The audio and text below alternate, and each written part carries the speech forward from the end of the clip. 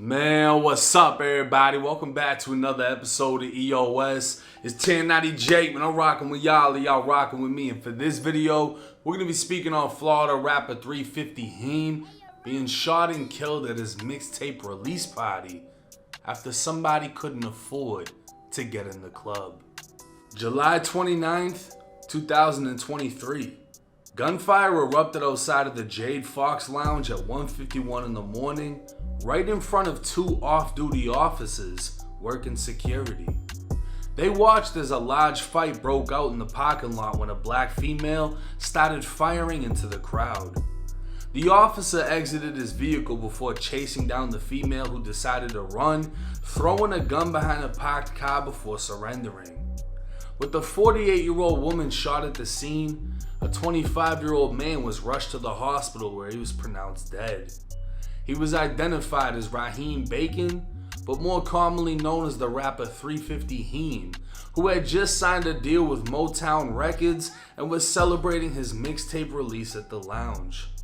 The all-white celebrity party was promoted through social media and was being hosted by Heem's older brother, former NBA player Dwayne Bacon. An on-scene witness would describe to police how it all went wrong. The witness would state she had a confrontation with two women earlier that night over them not wanting to pay the entry fee. She would identify the mother-daughter duo as 48-year-old Regina Orr and 23-year-old Jamila Johnson. Eventually they'd pay, and shortly after, the lounge lights came on, signaling everyone to start leaving. The two women, still angry they had to pay the entry fee, confronted the witness once again on the way out when the mother punched the witness in the face, causing a brawl inside of the lounge. The fight spilled outside, where the witness saw the daughter pull a handgun and take aim. At that point, the witness immediately turned around, running back inside the club when several gunshots erupted. The officer chased and eventually arrested the daughter, 23-year-old Jamila Johnson, for the shooting. 350 Heem could be seen in a graphic video uploaded to social media as a man carried his limp body into a vehicle before he was driven to the hospital, where he later died. I just seen the look, like the shock on his face, and he was like he was staggering, finna fall, and he just fell right beside my driver door. We got him in my passenger seat, and his sister drove along with me in the back seat. You know, she helped assist, and I told her to hold the wound or wherever he got shot at, which I think was on the side, and I told her to make sure he was still breathing the whole time we was driving there.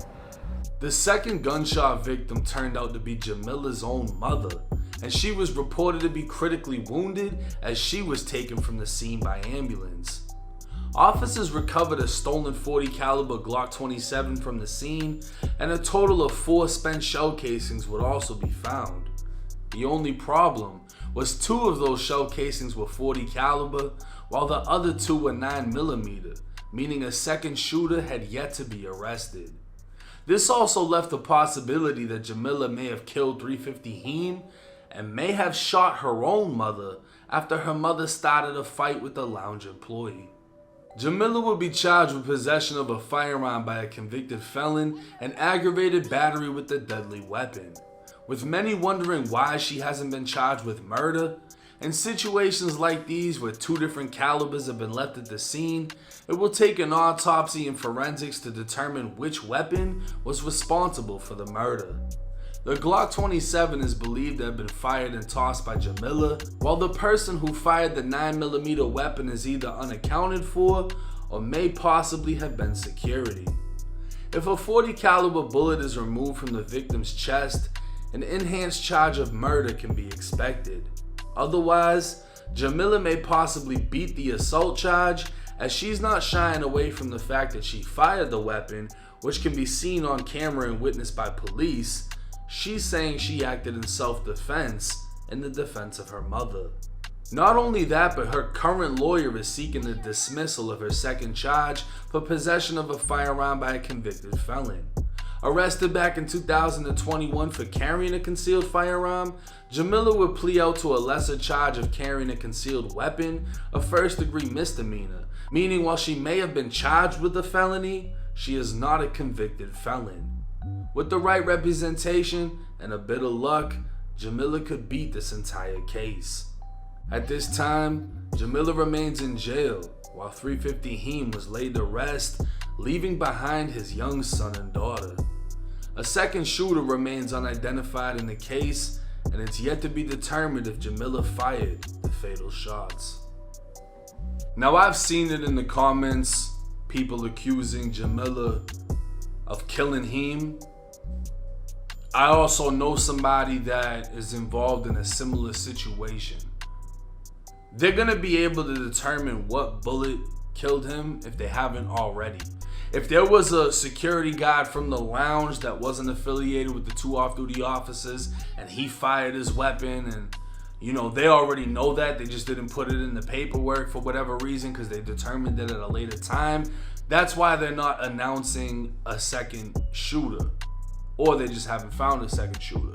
But she's saying there's video evidence that's gonna prove she didn't kill him, or she was just acting in self-defense. I'm not sure which one it is, but at the end of the day, one of the rising rappers out of Lakeland, Florida, was killed for no reason at his own mixtape release because a mother and daughter couldn't afford what, 20, 30, 40 fucking dollars? Like, how much are they charging to get into that? You know what I mean? Like, if it's a private event, they can probably charge whatever they want to. Normal club entry, $20 fucking dollars.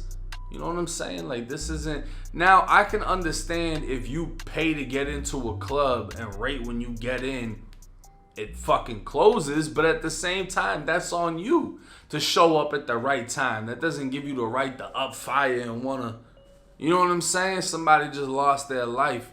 A father just lost his life for no fucking reason over a split emotional decision that's now affected everybody. But I'm honestly surprised that she's only charged with assault. I'm not sure why she's charged with being a felon in possession, unless it's because she was still on probation for that misdemeanor offense and it was originally a felony. Like, that doesn't really make any sense to me. And honestly, even though people might not want to hear it, it sounds like she could beat the entire fucking case. If it becomes self-defense, that's done, that's out of there. And the fact that she isn't a felon, she's not gonna get hit with being a felon in possession of a firearm, but she will have a felony charge for having a stolen firearm. That's the thing about that. The gun she had was stolen. So no matter what, she's gonna be a felon after this case. I can only imagine how hard it is for everybody that showed up and showed love for him, only for him to be carried into a Benz limp on video, and that video circulating the internet as the last moments of his life as a friend and his sister took him to the hospital while he was dying. My condolences to the family. Let me know y'all's thoughts and comments in the comment section. Do y'all think she's gonna beat the case? Or do you think she may possibly get hit with a murder? It's 1090 Jake. I'm rocking with y'all, and y'all rocking with me. Till next time.